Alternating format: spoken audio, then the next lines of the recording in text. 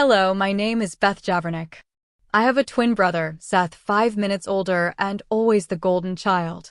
On paper, things looked equal. One shared birthday cake, used cars at 18. But in the ways that mattered, it wasn't. Before we go any further, I'd love to know, where in the world are you watching from? Drop your location in the comments below. I love seeing how far this little story can travel.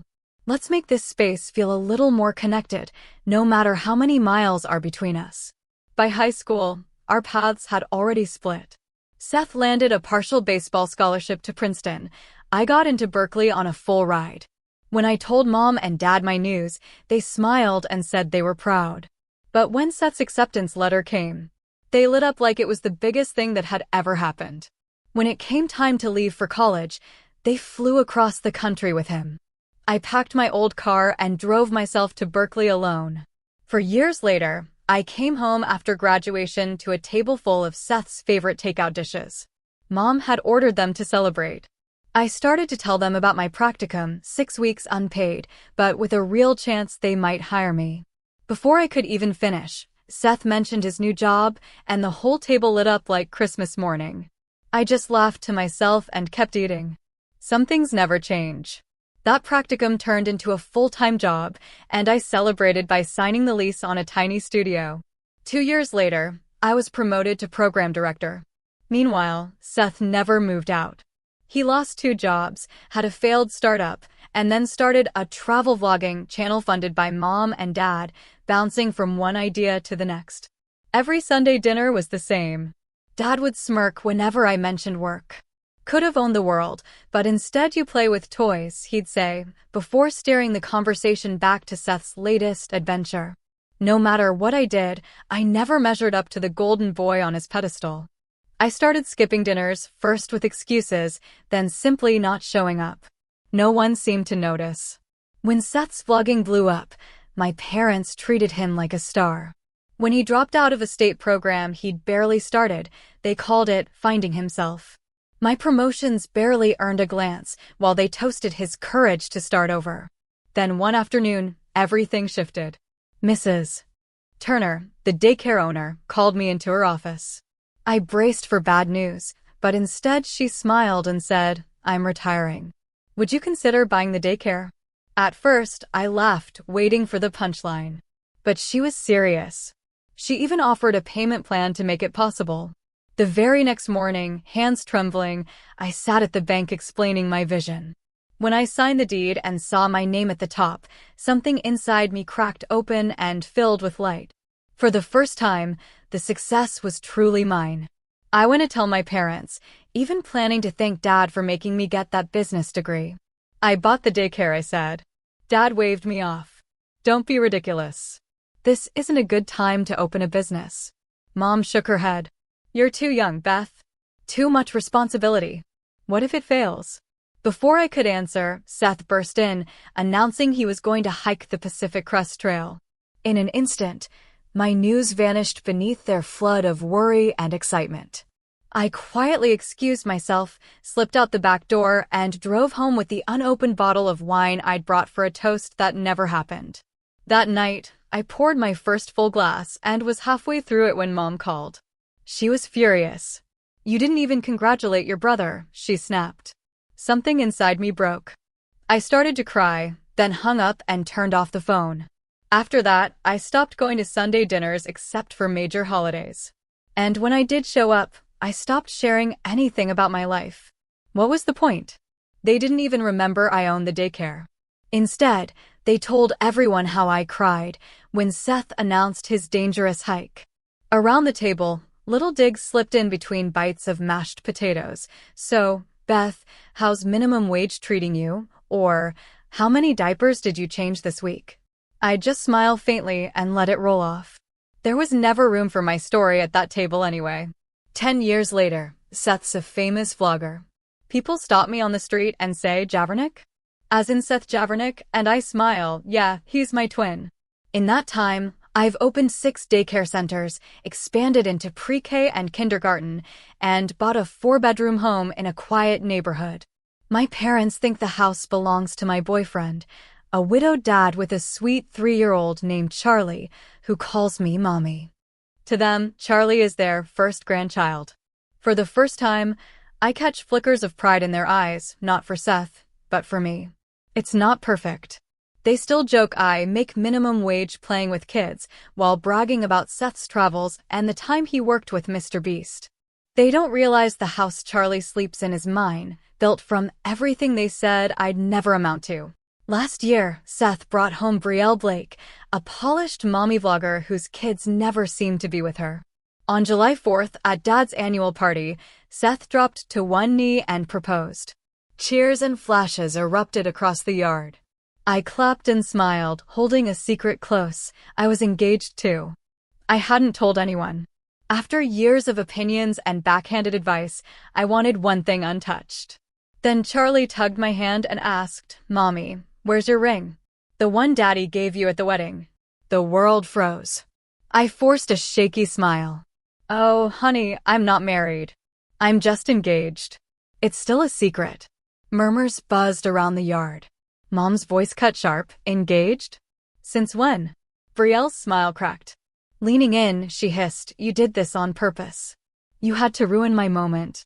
Before I could answer, Seth swept me into a hug, grinning. "You're engaged too? Beth, that's amazing. We're both getting married." Brielle exhaled, her voice light but tight. "Well, I guess this will be one memorable 4th of July. In November, Seth announced that Brielle's kids would finally be coming for Christmas.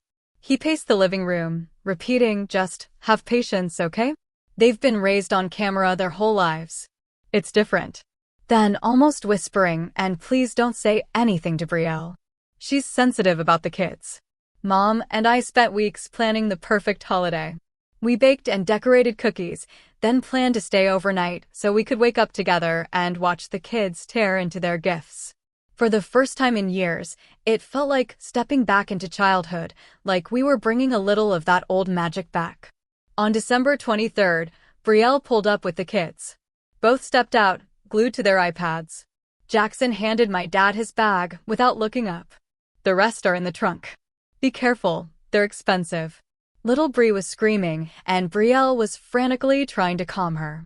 Inside, the air was tense. Jackson criticized everything. The first words out of his mouth were, "Who even needs a house this big? It's like trying too hard." Then his eyes landed on the tree. "No tree needs that many gifts." "What is this, a movie set?" When I explained the gifts were real and not props, something flickered across his face. For a moment, the attitude slipped, revealing the little boy beneath all the armor, staring wide-eyed at the presents. But just as quickly, the wall slammed back up and he muttered, still trying too hard, before flopping onto the sofa and burying himself in his tablet as if none of it mattered. Mom offered hot cocoa. Brielle snapped, "Do you want my kids to get fat?" Mom stammered, "Sorry, are they lactose intolerant?" Jackson didn't even look up from his tablet. "No, we just don't want to get fat like you." The room went silent. Mom's face flushed. "She's not fat, just a healthy 60-year-old. Seth mumbled an apology. That's not what he meant. But Jackson spun on him, shouting, "You're not my dad. Don't you dare speak for me," before storming out. Brielle didn't flinch. She just looked at little Brie and said, "Should we scout a location for tonight's video?" They left without a word. Charlie clutched her bear, whispering, "Why is he so bad? And why didn't he get a timeout?" Her question hit hard. Mom sighed, voice soft but steady. "Sometimes kids act out because they don't have the guidance they need. But that doesn't mean it's okay." I looked down at Charlie, protective and aching, realizing she already understood more about love and boundaries than those kids ever had. When Brielle and the kids came back, it was like nothing had happened. They were suddenly sweet, polite, even charming. It felt like she'd left with one set of kids and returned with completely different ones. We all sat down to an awkward supper. Mom and I tried to discuss dinner plans, but Brielle waved us off with a dismissive smile. "Oh, it's all good, we're the guests." Then the critiques began. "The potatoes, no butter, right? So unhealthy. You used sugar substitutes for the pie, didn't you?" "No? Oh no, that won't work. No one's diabetic, but we like to stay healthy." It went on like that until Seth agreed to run out for a sugar and fat-free dessert, and Mom reluctantly promised to make a side of potatoes without butter. By the meal's end, no one was physically tired, but mentally, we were drained. Later, Brielle and I got the kids ready for bed. For Charlie, it was a bath, hair brushing and braiding, a small snack, usually toast, fruit, or crackers with cheese and meat. But since it was Christmas, she got cookies. Teeth brushed, 2 bedtime stories, and a kiss on the forehead. Brielle's kids came downstairs looking like they'd stepped off a movie set, green face masks and designer pajamas. Charlie's reindeer onesie suddenly felt humble next to Jackson, resembling a pint-sized Hugh Hefner in a silk robe, and little Brie in a baby doll nightgown with ruffled panties and a sheer, fur-trimmed housecoat. When they saw Charlie eating cookies, Brielle gasped. "You're letting her eat that this late? She'll never burn off the calories while she sleeps." The room fell silent. Charlie blinked up, struggling to pronounce, "What are calories?" Dad didn't miss a beat. "Shit anorexians worry about," he said, cursing in front of the kids. Charlie tried to repeat anorexians, fumbling the word. I gently cut in, "They're not important, sweetheart," then looked Brielle dead in the eye. "And calories never count at Christmas." Brielle shook her head and muttered, "Some people," before sweeping her kids out. The next morning, we woke to find the kitchen and living room turned into a film set. Cameras were everywhere, even mounted on the stove. The tree topper, a star Charlie had proudly made, was replaced with yet another camera. When Mom moved one off the stove to make breakfast, Brielle spun on her. "What are you doing?" "I'm trying to make breakfast," Mom said, clutching her pan. "Where am I supposed to set up my cameras if you move everything?" Brielle snapped, as if Mom's request was the most unreasonable thing ever. Mom blinked, stunned. "It's a stove. I need it to cook." "Breakfast? My kids don't eat breakfast." "You really want to make all that food and eat it in front of them?" "You might be fine with Charlie being a little," she caught herself, "but I care about my kids' health." Mom froze, face flushing.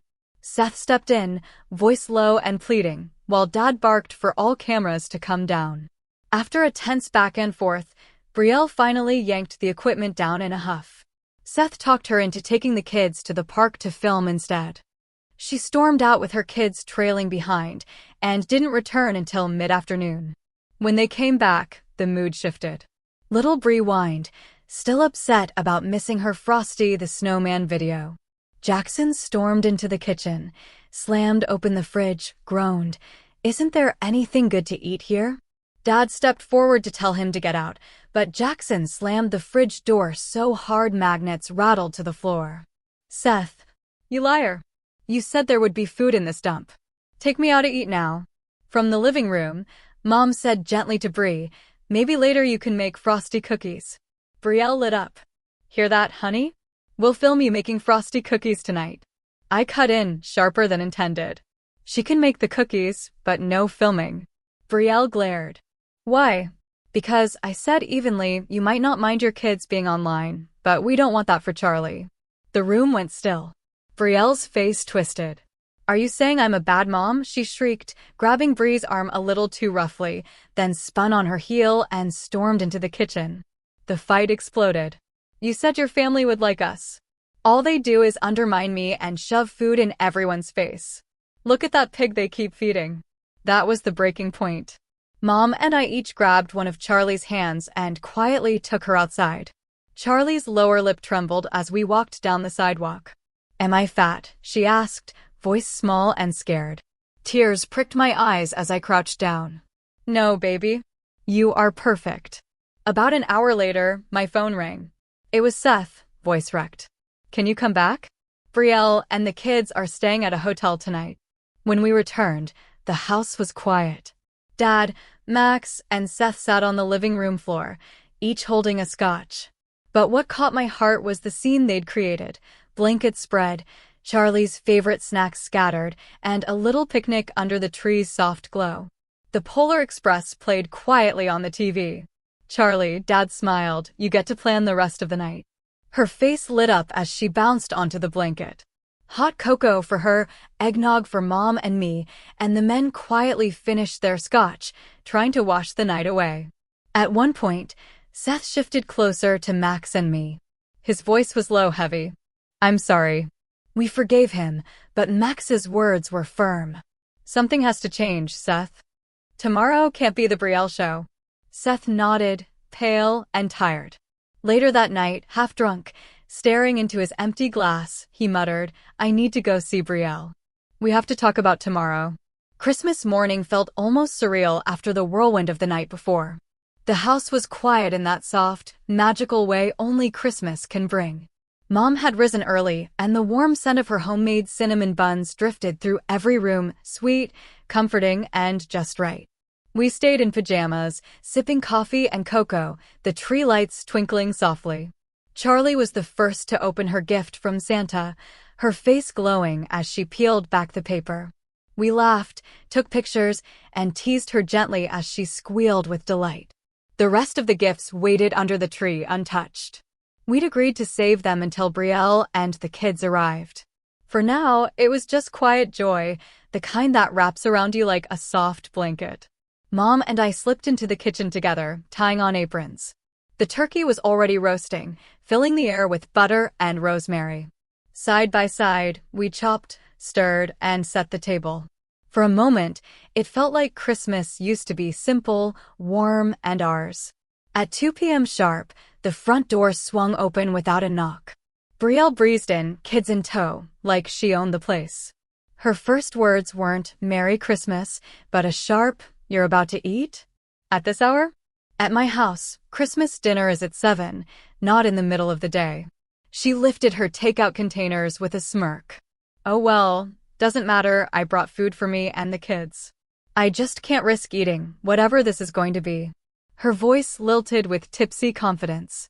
You know, all that heavy, unhealthy stuff people like. She didn't finish the sentence, just set the containers on the counter like an offering to save us from ourselves. Mom and I exchanged a look, but kept our voices calm. We can push dinner to 3:30. That's the latest.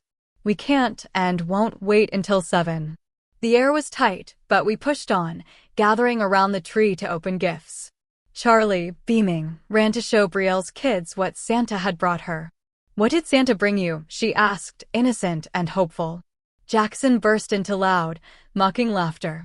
You still believe in that? How stupid. He's not real. Charlie's face crumpled. She let out a broken wail and bolted for the kitchen, tears streaming. Jackson followed, still laughing, shouting, Mom. Mom, this baby thinks Santa is real. His voice echoed through the house, all eyes snapping to him.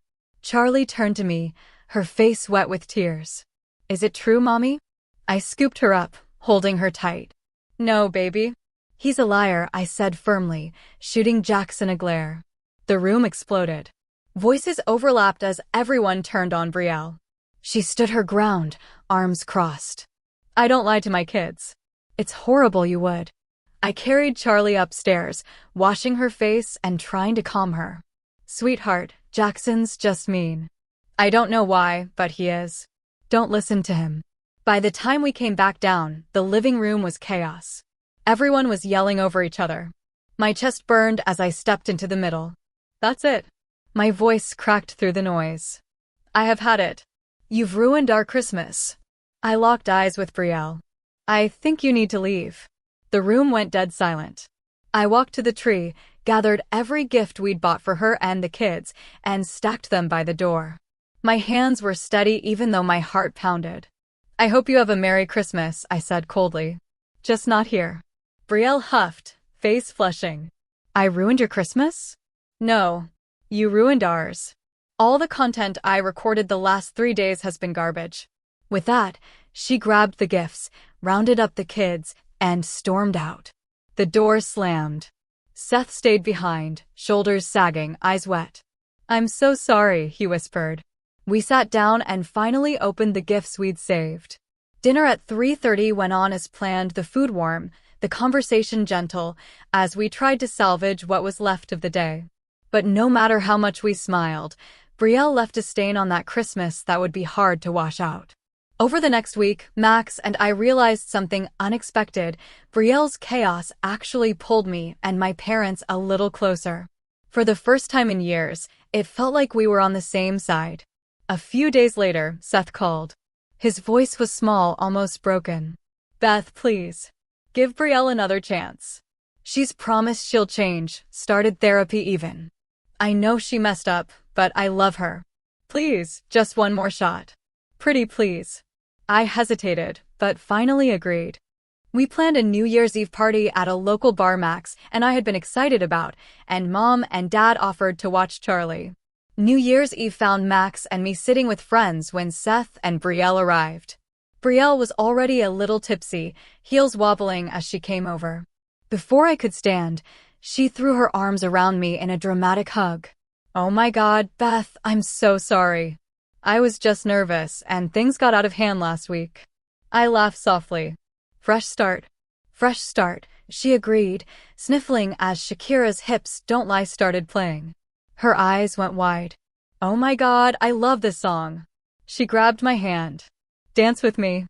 I glanced at Max, helplessly grinning as she pulled me onto the floor. Seth stood off to the side, shoulders tense, watching us like he was holding his breath, hoping the night wouldn't blow up. Guess I'm going dancing. I called over my shoulder, laughing despite myself. To my surprise, Brielle wasn't a train wreck on the dance floor, she was actually fun. She spun me around, laughing so hard she nearly lost her balance. For a moment, the tension from Christmas melted away. People clapped along, and I caught Seth exhaling, his body relaxing as he cracked a genuine smile. I thought maybe, just maybe, this night wouldn't end in disaster. Brielle kept the energy going, dragging me back to the table, flushed and grinning. That was so fun. Shots, let's do shots. Before I could answer, she waved at the bartender, ordering tequila for herself and cocktails for the table. Seth gave me a hopeful look like, see. She's trying. I smiled politely but stuck to one cocktail, sipping slowly while Brielle threw back her shot like water, chasing it with half her drink. Come on, Beth, she laughed, nudging me.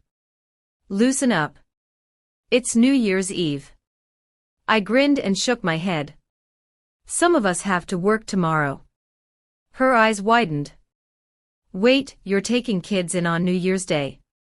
I laughed softly, swirling my straw. No. But after being closed 2 weeks, there's a lot to get done before we open again. Oh right, she giggled, tipsy. The babysitting thing is so complicated. I smiled tight. I don't babysit. I own daycares. Brielle wasn't listening. Her face lit up like she'd just had the best idea ever. Oh my God, I should totally bring the kids over. Give them a chance to make it up to Charlie. I hesitated, choosing my words. Charlie would actually be in a different class than your son, and your daughter too, since they're different ages. So they probably wouldn't even. Brielle waved me off, already flagging down the bartender for another drink. Perfect. Next week I have the kids, I'll just drop them off. Before I could protest, she was gone in a flash of sequins and perfume, leaning over the bar for another cocktail, while I nursed my one drink, feeling that familiar knot of dread settle in my stomach. The next 6 months flew by in a blur. We never saw the kids. Seth posted a bunch of videos on both their socials, but we barely saw Seth, and even less of Brielle. In the meantime, life with Max and Charlie settled into something warm and steady. We started going to Sunday dinners about once a month, easing back into family life without letting it swallow us whole. When Charlie's birthday rolled around, I even let Brielle film a video of the party. None of the kids appeared, my one rule, but a few of Charlie's friends' moms ended up following her online. Brielle and I found a tentative middle ground. We agreed to be in each other's bridal parties, not maids of honor but bridesmaids. It wasn't perfect but it felt like progress.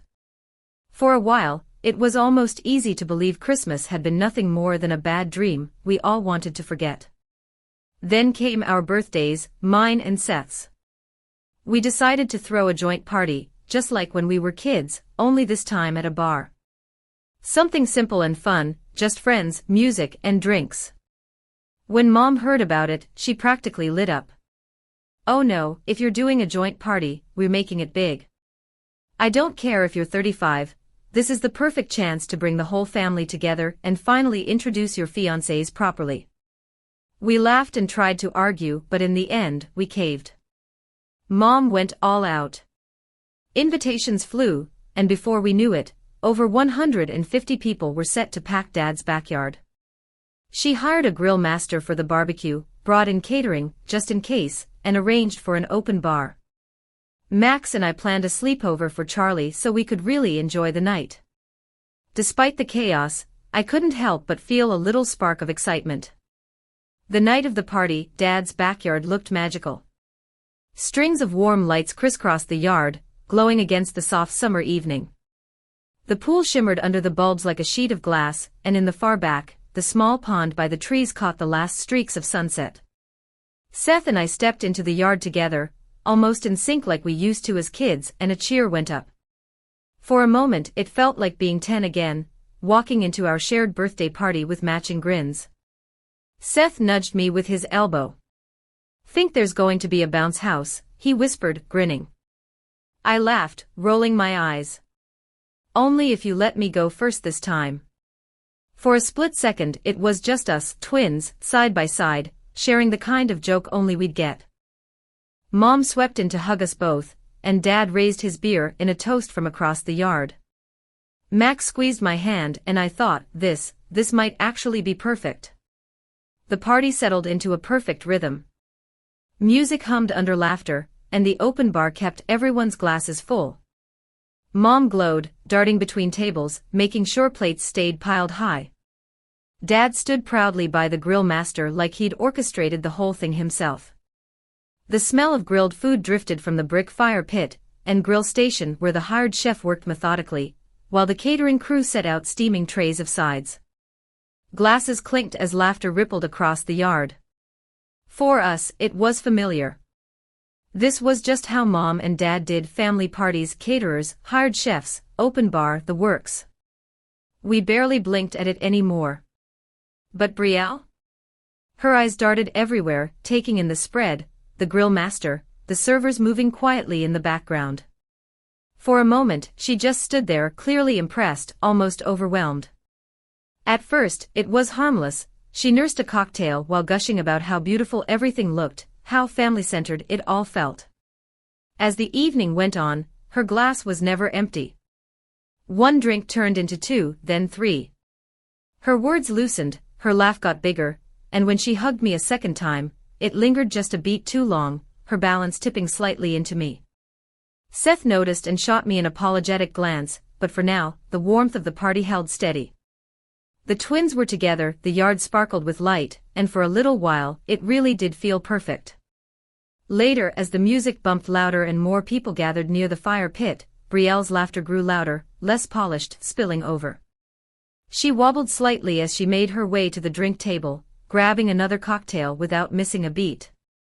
At one point, she tried to toast the group but slurred her words just enough to make a few eyebrows raise. "To family and, new beginnings," she hiccuped, grinning wide. A few friends chuckled and raised their glasses. Mom didn't notice yet, caught up in conversations, but I could feel the tension beneath the sparkle of the night. Brielle stumbled back over a little later, draping her arm around my shoulders with a sloppy grin. "You're really killing it with the whole babysitting thing," she slurred, her head leaning in too close. I forced a small laugh, easing her arm off gently. "I don't babysit," I said lightly, hoping to keep the mood from tipping too far off balance. For now, we smiled through it all. The night wound down, laughter softened as people trickled out. The caterers packed up hours ago, leaving a small table of cold snacks. Mom and I quietly put away leftovers when Brielle staggered over, her heels clicking unevenly on the patio. She grabbed a caprese skewer and, in one wobbly motion, speared a stray cheese ball on the end. "Oh, I just love these little things," she slurred, popping it into her mouth as her other hand snagged the last crab cake. Mom raised an eyebrow, wiping her hands on a towel. "Go on, dear. Your stomach needs something besides alcohol." She scooped up the now empty platter and disappeared into the house. But Brielle wasn't paying attention. Her eyes locked onto me. The kids will be with me next month, she said matter-of-factly. I'll just drop them off at your house for daycare. It'll be good for them, you know, since they'll be cousins soon. I blinked. Brielle, I don't work from home.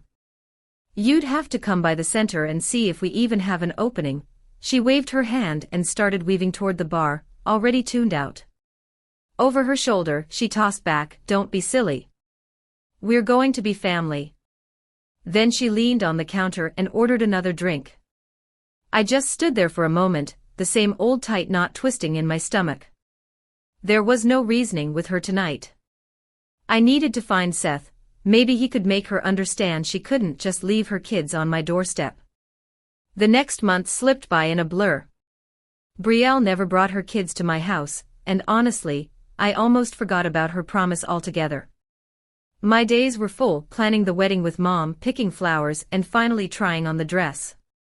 When I stepped out of the fitting room, Mom's hands flew to her mouth. Oh, Beth, her voice cracked just a little, and for a moment, she wasn't the planner or the critic, just my mom, looking at her little girl. Before I could say anything, tiny feet pattered across the boutique floor. Charlie burst in, eyes wide as saucers. Mommy's a princess, she squealed, twirling in a circle like she could somehow match me. That did Mom in. She laughed, but tears slipped down her cheeks anyway. You are, she said softly, brushing a hand over my hair like she used to when I was 5, and playing dress-up in her old scarves. You really are. For a heartbeat, it felt like time folded in on itself, me in the white dress, Mom blinking back tears, Charlie clutching my skirt and beaming like this was the happiest day of her life. Suddenly, it wasn't about wedding plans or flowers. It was just us. We hardly saw Seth, and Brielle's social media had gone unusually quiet. I told myself maybe she'd realized how much drama the constant posting caused, or maybe she was just busy. Still, a little knot of worry twisted in my stomach. I'd been trying to reach her about her dress fitting, but nothing. We were still a year away, but I wanted to give her plenty of time if she changed her mind. She hadn't asked about my bridesmaid dress, and her save-the-dates still hadn't gone out. Then, yesterday, I finally tried calling Brielle. To my surprise, she answered. Brielle? Her voice was low, almost a whisper. I can't talk right now. I'll drop the kids off tomorrow, and we can catch up then. My heart skipped. Wait, what? Brielle, but the line went dead. I sat there, staring at my phone, her words running over and over in my head. Drop the kids off tomorrow. She hadn't sounded flirty or tipsy like usual, she'd sounded strained. Desperate, even. That night, over dinner, the clink of silverware was the only sound for a few moments. I pushed my fork through my food, mind replaying Brielle's strange whisper. Max looked up, brow furrowed. Okay, what's going on? I think Brielle's bringing the kids here tomorrow, I said slowly. She said she'd drop them off, and then we could catch up. He froze, fork halfway to his mouth. Wait. Drop them off. Here. I nodded, stomach nodding. Yeah. Then it hit me, oh God. The birthday. The party. She thinks, the realization settled over us both. Max set his fork down, exhaling before giving me a small, shaky smile, trying to lighten the weight pressing on my chest. Beth, when she sees it's just a normal house and not a daycare, she'll get it. She'll have to. But even as he said it, I couldn't shake the way her voice had sounded, tight, almost frantic.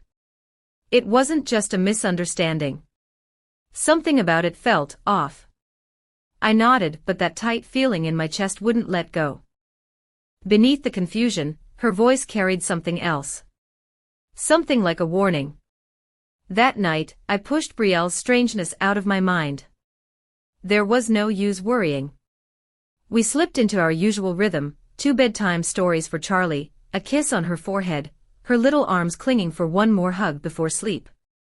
Later, Max and I curled up on the couch, put on a movie on Crave, and eventually crawled into bed, letting the quiet settle around us. By morning, her call felt like a distant echo.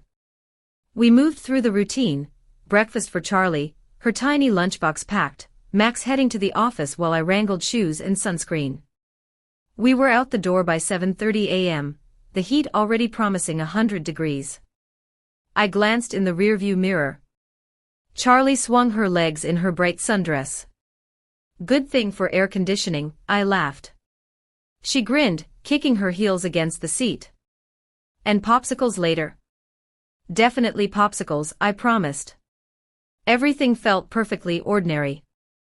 If only I'd known how fast ordinary could shatter. At the daycare, she hugged my waist. "Bye, Mommy," she called, running off to join her friends. I headed to the front office, greeted by the familiar mix of crayons, coffee, and disinfectant. The morning unfolded in its easy rhythm: attendance sheets, phone calls, the sound of kids laughing outside.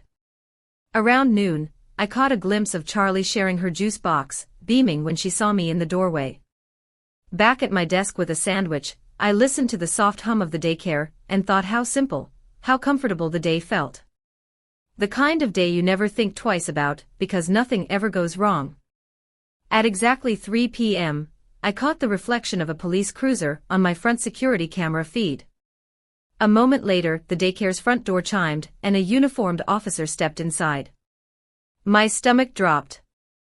Was something wrong with Max? Or my parents? Or, God, was this about the daycare? By the time the receptionist led him down the 15-foot hallway, I was already on my feet, heart pounding so loud it drowned out everything else. "Is Max okay?" I blurted before he even spoke. He hesitated, eyebrows knitting. "Ma'am, I don't know who Max is. I'm here because of the children left outside your home this morning. I would have called, but no one knew your number. Your neighbor, she's the one who made the call, thought you worked here." For a second I couldn't breathe. Everything inside me just stilled. Then it hit, sharp and cold. I sank back into my chair and whispered, "She did it." The officer leaned in slightly. "What was that, ma'am?" I forced myself to look up. "Is this about Jackson and Brielle?" His voice softened. "Did you know they were coming?" I shook my head, throat tight. He went on to explain they'd been sitting on my front steps for nearly 3 hours in the 100-degree heat, no water. Finally, Jackson had pounded on my neighbor's door, red-faced and dizzy, begging for a drink. She brought them inside, gave them water, and called 911.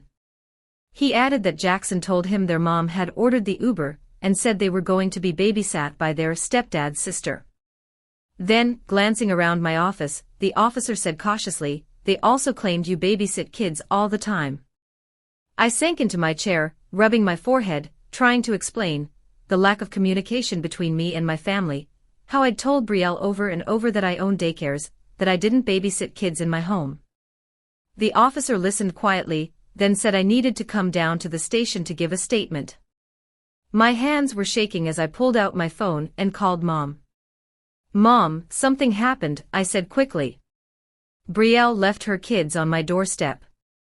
I have to go to the station to give a statement. Can you pick up Charlie after school?" There was a pause. "Yes, at 4 o'clock. "Thank you, Mom." I hung up and immediately called Max.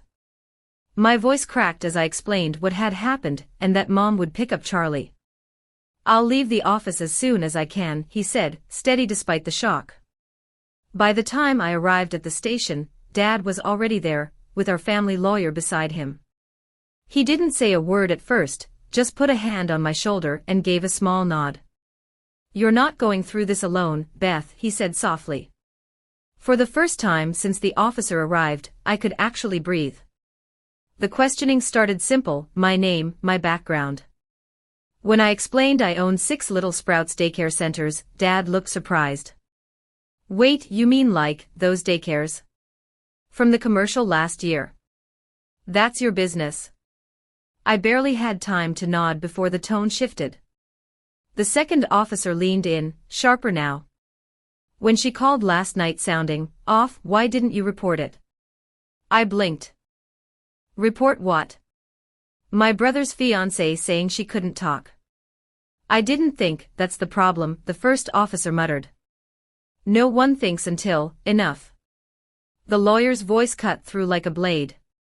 He leaned forward, deliberate, locking eyes with both officers. Unless you're prepared to charge my client with a crime, this interview is over. She has answered every question, cooperated fully, and your insinuations of a conspiracy between her and a woman who abandoned 2 minor children in dangerous heat are beyond out of line. Something unspoken hung in the air. Both officers froze for a beat too long, exchanging a look they didn't think I noticed. My stomach twisted. There was more to this. Way more. The older officer finally cleared his throat. You're free to go, Ms. Javanik. We may need to follow up. Then you'll go through me, the lawyer said, standing. Every time. Dad placed a steady hand on my back as we left. His voice was quiet, but carried a weight I hadn't heard since we were kids. Beth, he murmured, almost like he didn't want anyone else to hear, what the hell is really going on here? I didn't have an answer. The ride home was quiet, just the hum of tires on the road. Dad kept his hands tight on the wheel, as if holding the whole day together. Finally, he spoke, voice low. When, Beth? How long? Why didn't you ever tell us? I stared out the window, fingers knotting in my lap. Remember the night Seth told us he was hiking the Pacific Crest Trail? Dad nodded, guilty. Yeah. We were so worried about him. That was the night I tried to tell you I bought my first daycare, I said softly. I opened my mouth and you said it was too risky. Then Seth dropped his news, and the whole room shifted. I just let it go. He exhaled, heavy. I tried, Dad. Over the years I'd correct you, but you never heard me. So around the time I bought my house, I decided to let you think what you wanted. My throat tightened. And I swear, I really did try to tell Brielle I didn't work from home. Over and over. I told her I owned daycare centers, not that I babysit in my living room. She just never listened. For a beat, silence except for the turn signal clicking as we slowed at a light. Then Dad glanced over, brow furrowed. Wait. You own that house. Not Max. I blinked. No, Dad. I bought it. For me and Max. But it's my house. The silence after that felt heavier. Dad's grip loosened just a bit, and when he spoke again, his voice was softer. Beth, we've missed a lot, haven't we? I swallowed hard, blinking back tears. Yeah, Dad.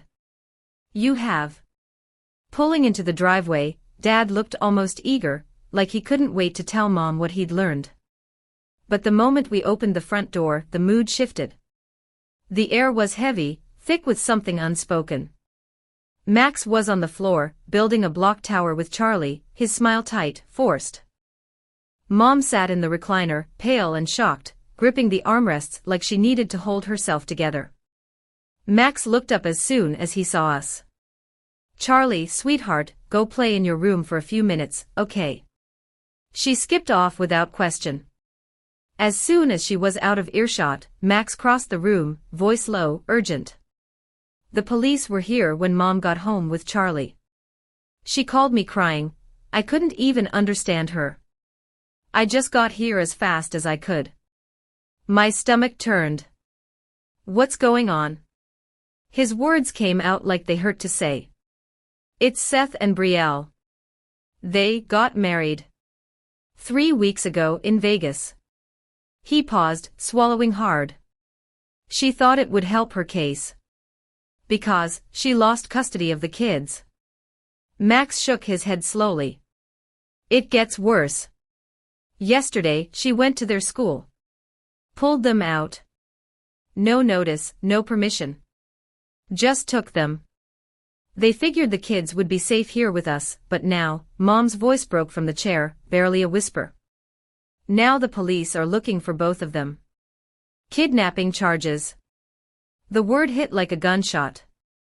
My knees buckled and I dropped into the nearest chair, the pounding in my chest drowning out everything else. Dinner was quiet at first, the clink of takeout containers filling the space. Dad had ordered from our favorite Italian place, comfort food we all needed. Charlie sat on the floor with her picnic table, watching cartoons and happily picking at her pasta, blissfully unaware of the wait at the grown-ups' table. Dad broke the silence, turning to Mom with a small smile that didn't quite reach his eyes. You know, she owns Little Sprouts. Mom's fork paused midair. The daycare. The one from the commercials. I nodded, cheeks flushing. All 6 centers. For a second, Mom just stared at me, then let out a soft laugh that sounded suspiciously like a sob. I always knew you were too involved to be just an employee. I thought maybe a manager or something, but 6. Max leaned back, rubbing the back of his neck. I asked the police about Seth's videos with the kids. They think most were shot in 1 or 2 days, stretched out to look like more. He sighed.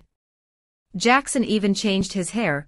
They said he was trying not to be recognized anymore. Turns out they hated all of it, the filming, the acting. That's what their dad used to get full custody, that and her drinking. Mom reached over and squeezed my hand. For a moment, the room was still except for the cartoon giggles from Charlie's iPad. She swung her feet under the table, oblivious to the conversation that would change everything. We decided to stay the night. Mom and Dad were still beside themselves, shock written all over their faces. Seth had always been the golden boy, and now, none of us knew how to process it. While I bathed Charlie, Mom quietly fetched her Christmas pajamas from her room. She can wear these tonight, Mom whispered softly. Max drove home to grab clothes and essentials. By the time he returned, we were all gathered in the living room, letting Charlie watch Frozen for what felt like the millionth time. None of us really watched, we were lost in our own thoughts, staring past the screen. When the movie ended, the silence was heavy but gentle. We all crawled off to bed, the weight of the day settling over us like a second blanket. The next morning, the living room was still dim when I walked in and froze. Seth was on the sofa, asleep under one of Mom's old throw blankets. Seth? My voice barely a whisper. His eyes blinked open, and for a moment, he looked like the little boy I used to share birthdays with. Then reality rushed back into his tired face. We gathered at the breakfast nook and Seth explained everything. I was going to redo the wedding, he said quietly, eyes on Mom. I hoped you'd never know about Vegas. But she was losing it. Every day was a new plan to get the kids back, more desperate than the last. I couldn't take it anymore. 1 week into the marriage I left. He rubbed his face. I went to Canada. The Rockies. Those mountains always calmed me. I just needed to think. His voice cracked. Yesterday was Jackson's birthday. I thought maybe if I called their dad's house, they'd let me say happy birthday. That's when I found out what she did. He looked at me, broken. I rented a private plane. I was in the air before midnight. I was out of the country when this happened. But I'm going to turn myself in anyway. His voice dropped to a whisper. I wanted to tell you before I did. For a long moment, no one spoke. Then Dad stepped forward, steady and firm. You're not going alone. We'll see the lawyer first. When you turn yourself in, he'll be right there, with your passport in hand. They shouldn't hold you. The room went still. Mom covered her mouth, tears spilling down her cheeks. All I could do was nod. Words felt too small. Dad and Seth went straight to Harrison, Pike and Wells, the same firm whose lawyer had sat with me at the station. The lawyer was waiting in the lobby. Without a word, he guided them to a quiet conference room. Moments later, the senior partner arrived, spreading out a legal pad. His tone was calm, precise. Start at the beginning. How did you get to Canada? Where did you stay? Seth told him everything, the rental car receipt stamped in Alberta, the campsite in the Rockies, his visa charges leaving a breadcrumb trail. When they finished, the lawyer looked Seth in the eye. "This clears you. I'll handle the police. You won't face this alone. When you make your statement, I'll be right there with your passport and the full file. With this much proof, they can't hold you." Dad's shoulders slumped as if releasing a great weight. For the first time in days, he let out a shaky breath of relief. That evening, the police reviewed the evidence and agreed. Seth's name was officially cleared. No longer a person of interest. The next 2 months flew by. Lawyers worked every angle, gathering statements from the hotel where Seth left Brielle. Staff described her as frantic and unstable all day, while Seth had left 3 days earlier. One worker even overheard him shout, "You've lost it. I'm going to the Rockies."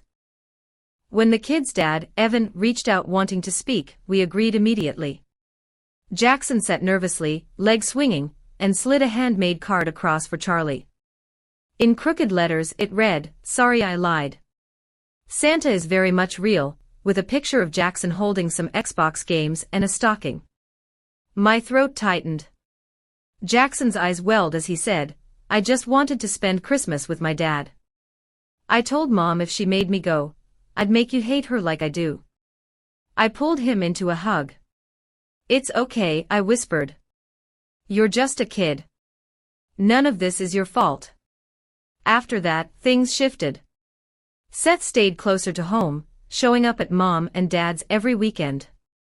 He even came to my daycare one afternoon, sitting cross-legged as the kids crowded around. He told stories about his travels, showing funny clips from his vlogging days. It wasn't content or performance, it was just Seth being Seth. The case moved fast. School CCTV showed Brielle alone, pulling the kids out of class. Her own statement hurt her case, rambling about her channel and her kids. The court reviewed prior warnings about her content, videos of little Bray eating popsicles and frozen honey, visits focused on filming rather than time with the kids. Seth paled when the lawyers presented it. I didn't know," he whispered. "God. I didn't know she could, but why would she?" His words broke, and Dad placed a steady hand on his shoulder. In the end, the lawyers secured Seth an annulment. Vegas casino footage sealed it, Brielle cornering him with her phone, crying, "If you love me, why won't you help me?" It was enough to prove coercion. Brielle was sentenced to 2 years in jail and mandatory therapy. Slowly, life settled back into place. Sunday dinners returned. Charlie's laughter filled the house again. Seth wasn't the golden boy anymore, but he was present, really present, in a way he hadn't been in years. One evening, all of us around Mom and Dad's table, I looked at my family, messy, bruised, but together, and realized we were healing. If you're going through something like this, please don't give up. I know it feels like everything is breaking, but sometimes that's how families find their way back to each other. Stay strong. Keep showing up for the people you love, even when it's hard. That's what saved us in the end.